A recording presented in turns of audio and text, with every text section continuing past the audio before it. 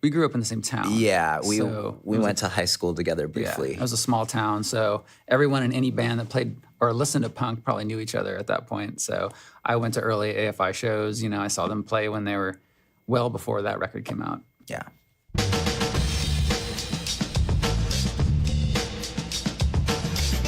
Honestly, to me, the first thing that springs to mind when talking about Answer That and Stay Fashionable and its inception is a moment sitting outside of the Circle K where we would play pinball during Christmas when we were back at our folks' house and trying to figure out what to call the record. We're all sitting on a curb. And we were rehearsing the record because we were rehearsing the record in my parents' living room at that time. Okay. Right? Yeah. And you ruined the rug. Yeah.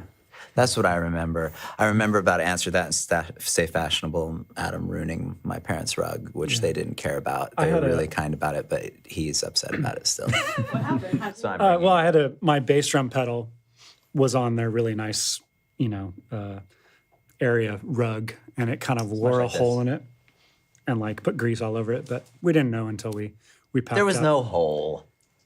Revision. You didn't wear a hole. I've been tortured Like by a it. little smudge. Tortured by it for years. So, no. Tortured by me for years. I think of the fact that we recorded the entire first album in less than a week. Yeah. You know, tracking in 1 or 2 days and then mixing and it's that's just kind of the way we did things back then. The title of Answer That and Stay Fashionable came from a comic strip. Maybe it was a feature film or a mini-series called Bad News, which was a British Spinal Tap type film. It was very funny. There are definitely lots of sort of inside jokes and monologues, pieces from movies and comedy skits that we found hilarious at the time. And it was kind of more common, I think, in that era to have segues between songs. I think we probably got a little carried away.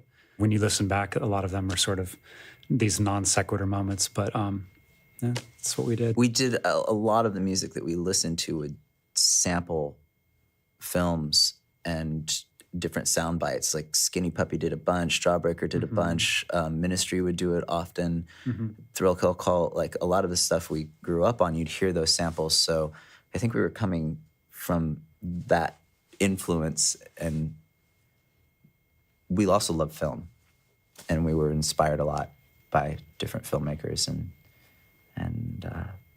that's what happened. Jay, did you sing on that one? No, that was like the only record that I didn't have any part of. Whoa. Okay. Yeah.